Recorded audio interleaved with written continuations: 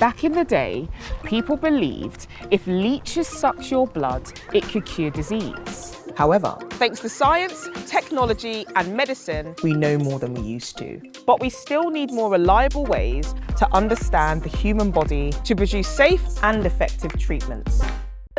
Before medicines can go through clinical trials in humans, they must pass preclinical trials to ensure they are safe and effective.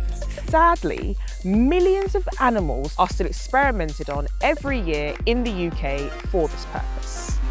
But many scientists believe there is another way. This week, I'm meeting 4 leading scientists to learn about humane research methods that could replace animal testing. I'm here at Durham University, where I'll be speaking with Professor Amanda Ellison, who is completing human-based research looking at the brain's role in human behaviour. Hi, Mimi. Hi, Amanda. How are you? Fine, thanks. I see you've brought your brain to see me. Yes, I have.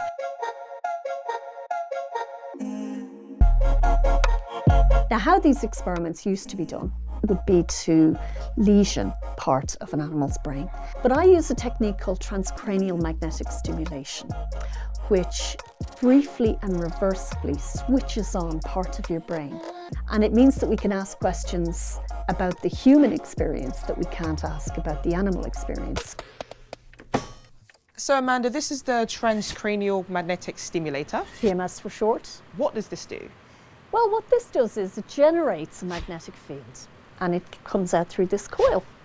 So now you've got the equipment on the part of your brain where that stimulates that hand movement. Yeah, and I can actually feel the signal come down my arm and make my hand move. There we go. And what's really interesting about it is if I were to move just slightly, even half a centimetre, I'd be in a different region and a different part of my body would move. So then how can this be used in real life medicine? Well, in real life, we might use this to track how far the signal is getting in neurodegenerative diseases like motor neuron disease, multiple sclerosis. What is it that you're researching? So one of the things that we've done here at Durham University is we've developed a training program for people who have any kind of brain injury really that's affected their vision. And we can train people to actually look at their world a different way, to move their eyes in a different way, training the bits of brain that they still have active and working, and making them be able to see their world again.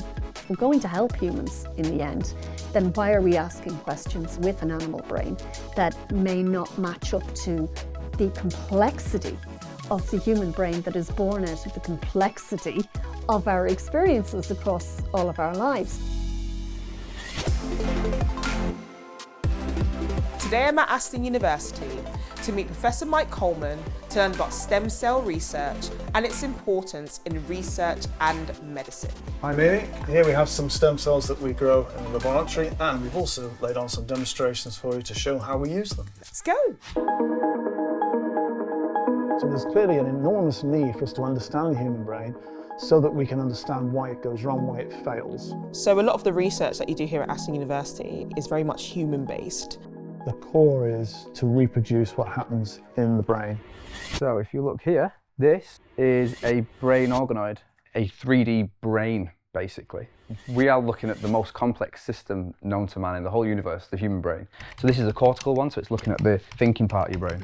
And then we can use this to look at the electrical function of it. We can look at what cells are there, what cells are being made, the concentrations of cells, how the cells are interacting with each other. Or we can say, okay, they're going to get this disease. If we start the treatments early, does the disease then never occur? In the late, I suppose, 2007, 2008, there was a huge breakthrough made in stem cell technology. They realised that, well, you could get another cell from another tissue, which was already differentiated, and you could basically command it to go back to being a stem cell. And we're in a situation now where we can use human cellular systems of the liver, of the kidney, of the gut, all the major tissues, and we can model what the drug will do in those tissues. We can also calculate where the drug will go in the circulation. We can work out how the biological system changes the drug. We can also work out if it changes the drug into something potentially dangerous, how much of the drug we need to have an effect. So we can work out the dose so we don't overdose or underdose. And then we could use that technology and then go into humans. Today, I'm at the University of Nottingham, where I'll be meeting Professor Chris Denning, who is completing humane research to understand more about the heart.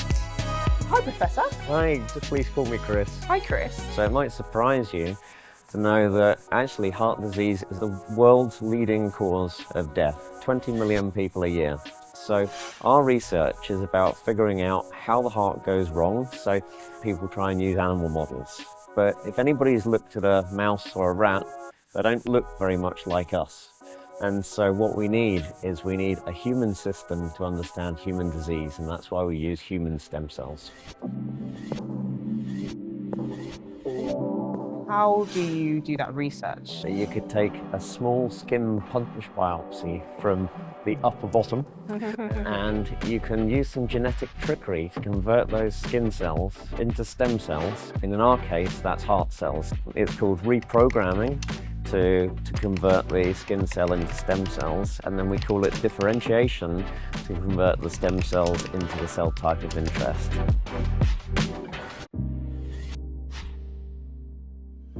So what have we got on the screen? What you guys see here on the screen is the heart tissue that we generate from the stem cell model. You can see this tissue perform the contraction function. I can either generate the heart tissue from a healthy or the diseased patient, and then I can give them under the stress, similar to heart attack. What is the future of your research? At the moment, we use millions of animals in developing new drugs, and only a tiny fraction of those drugs, less than 1%, end up making it through from the animal testing into human use. Yeah. So number one, stem cell models, we've already proven that they can start to reduce animal use. The second aspect is that when you go into those clinical trials, instead of like a clinical trial on humans, it will be a clinical trials on the stem cells of those people. And then you can start to figure out whether one drug works for one person but not another person, and therefore not only do you get a better drug, but a safer drug as well. Today, I'm at the University of Oxford, Department of Computer Science, to meet Professor Blanca Rodriguez to learn about how computer science links with medicine. Hi, Blanca. Hello. Did you know that we can test medicines using computer simulations of the heart? Really? Show me. Of course. So we take data that have been obtained in experiments or clinically, transform that information into mathematical equations that we can then solve with computers. So how does mathematical modelling completely differ from testing on animals? Why should you trust an animal experiment when the animal is so different to the human, right? At present, we have models of the human heart that we believe are quite accurate for specific applications like heart rhythms, electrical activity of the heart, or even for the mechanics.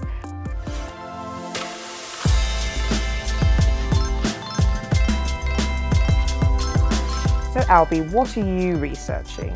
So I focus on the upper chambers of the heart, so these ones here. It's quite common that they present an irregular activity that you can see in these computers, so we can simulate this irregular activity and we can assess different treatments in all of these diseases. That can basically determine if somebody will be healthy or not, and you've done that just by modelling on a computer. My research is how different people's shapes of their heart and their torso affects how the tests that we do in hospital to diagnose heart attacks look. So men and women have differently shaped and sized hearts, and that actually leads to more women having their diagnosis of a heart attack missed in hospital, and then they don't get as good treatment.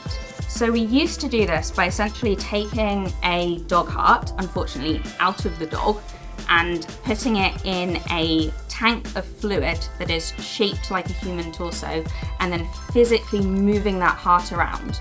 But there are loads of problems with this. For example, dog hearts are not the same as human hearts. So we can simulate exactly what electrically that human heart, how that would function, and we have really fine control over where we're positioning that. What are we? I feel so inspired after meeting these 4 experts. Technology is really changing every aspect of our lives. This research could completely replace animals in drug trials. And when you think about it, it makes more sense to test drugs that are going to be used by humans on human cells. I've learnt that the future of science could have no place for animal testing.